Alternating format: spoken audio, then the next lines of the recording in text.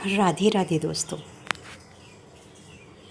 आज मैं मीरा चरित का क्रमशः 5वां भाग सुनाने जा रही हूँ। मीरा अभी भी तानपुरा ले गिरधर के सम्मुख श्याम कुंज में ही बैठी थी। वह दीर्घ कजरारे नेत्र, वह मुस्कान, उनके विग्रह की मदमाती सुगंध और वह रसमय वाणी सब मीरा की स्मृति पटल पर बार बार उजागर हो रही थी। मेरे नैना निपट बक छवि अटके, देखत रूप मदन मोहन को, पियत पियूक ना भटके। बारिज भवा अलक टेढ़ी मनो, अति सुगंध रस अटके। टेढ़ी कटी टेढ़ी कर, मुरली टेढ़ी पाग लर लटके। मीरा प्रभु के रूप लुभानी, गिरधर नागर नटके। मीरा को प्रसन्न देखकर मिथुला समीप आई और घुटनों के बल बैठकर धीमे स्वर में बोली, चीमड़ पधराऊं भाई साहब? आहा मिथुला, अभी थोड़ा ठहर जा।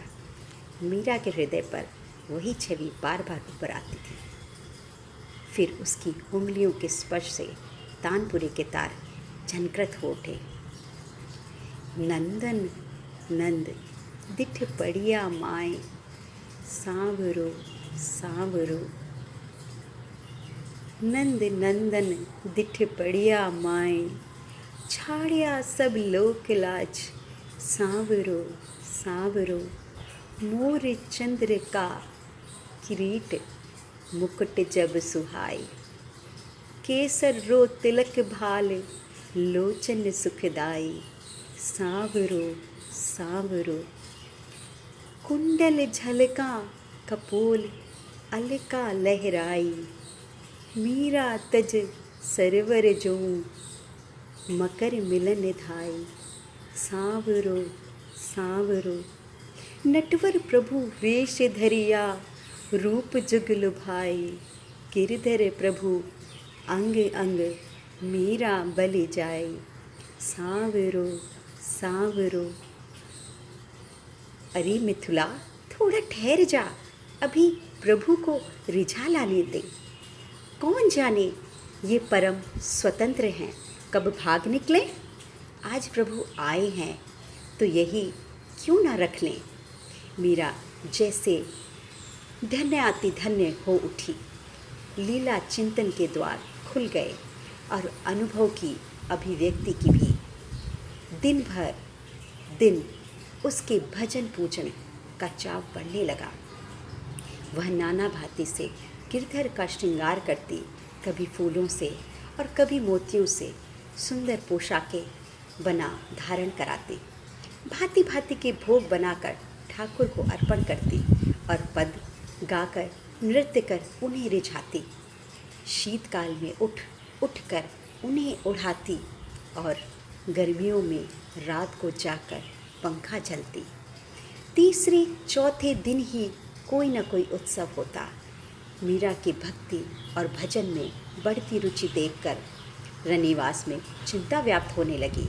एक दिन वीरमदेव जी, मीरा के सबसे बड़े काका, को उनकी पत्नी श्री गिरिजा जी ने कहा, मीरा 10 वर्ष की हो गई है, इसकी सगाई संबंध की चिंता नहीं करते आप? वीरमदेव जी बोले, चिंता तो होती है, पर मीरा का व्यक्तित्व, प्रतिभा और रुचि असाधारण है। फिर बाबू साहब मीरा के ब्याह के बारे में कैसे सोचते हैं, पूछना पड़ेगा। बेटी की रुचि साधारण हो या असाधारण, पर विवाह तो करना ही पड़ेगा। बड़ी माँ ने कहा, पर मीरा के योग्य कोई पात्र ध्यान में हो तो ही मैं अन्नदाता हुक्म से बात करूं। एक पात्र तो मेरे ध्यान में है, मेवाड़ के महाराज कुंवर और मेरे भतीजे भोजराज। क्या कहती हो? हंसी तो नहीं कर रही? अगर ऐसा हो जाए तो हमारी बेटी के भाग ही खुल जाएं। वैसे मीरा है भी उसी घर के योग। प्रसन्न हो, वीरमदेव जी ने कहा। गिरिजा जी ने अपनी तरफ से पूर्ण प्रयत्न करने का आश्वासन दिया। मीरा की सगाई के बाद मेवाड़ के महाराज कुंवर से होने की चर्चा रनिवास में चलने लगी। मीरा ने भी सुना। वह पत्थर की मूर्ति की तरह स्थिर हो गई। थोड़ी देर तक वह सोचने लगी, माँ ने ही बताया था कि तेरा वर गिरधर गोपाल है और अब माँ ही मेवाड़ के राजकुमार के नाम से इतनी प्रसन्न है, तब किससे पूछूं? वह धीमे कदमों से दूदाजी के महल की ओर चल पड़ी। पलंग पर बैठे दूदाजी जप कर रहे थे। मीरा को यूं अप्रसन्न देख बोले, क्या बात है बेटा? बाबू साहब, एक बेटी के कितने बींद होते हैं? दूदाजी ने स्नेह से मीरा के सिर पर हाथ रखा और हंसकर बोले, क्यों पूछती हो बेटी? वैसे एक बेटी के एक ही बींद होता है। एक बींद की बहुत सी बीनड़ियाँ तो हो सकती हैं, पर किसी भी तरह एक कन्या के एक से अधिक वर नहीं होते। पर क्यों ऐसा पूछ रही हो? बाबू साहब, एक दिन मैंने बारात देख माँ से पूछा था कि मेरा बींद कौन है। उन्होंने कहा कि तेरा बींद गिरधर गोपाल है। और आज उसने हिलकियों के साथ रोते हुए अपनी बात पूरी करते हुए कहा, आज भीतर सब मुझे मेवाड़ के राजकुमार को ब्याहने की बात कर रहे हैं। दूदाजी ने अपनी लाडली को चुप कराते हुए कहा, तूने भाभू से पूछा नहीं? पूछा तो वह कहती है कि वह तो मुझे बहलाने के लिए कहा था। पीतल की मूरत भी कभी किसी का पति होती है? अरे बड़ी माँ के पैर पूछ, यदि मेवाड़ की राजरानी बन गई तो भाग्य खुल गया। समझ आप ही बताइए बाबू साहब, मेरे गिरधर क्या केवल पीतल की मूरत हैं?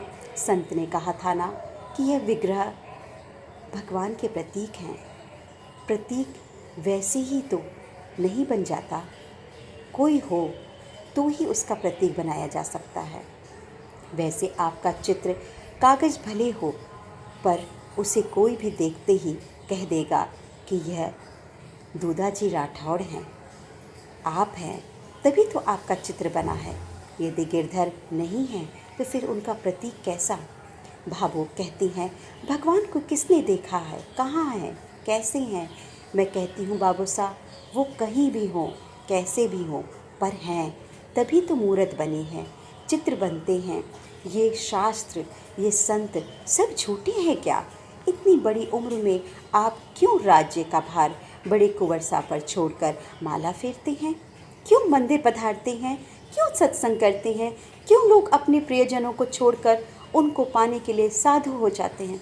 बताइए ना बाबू साहब, मीरा ने रोते रोते कहा। राधे राधे दोस्तों, अगला भाग क्रमशः अगले इतवार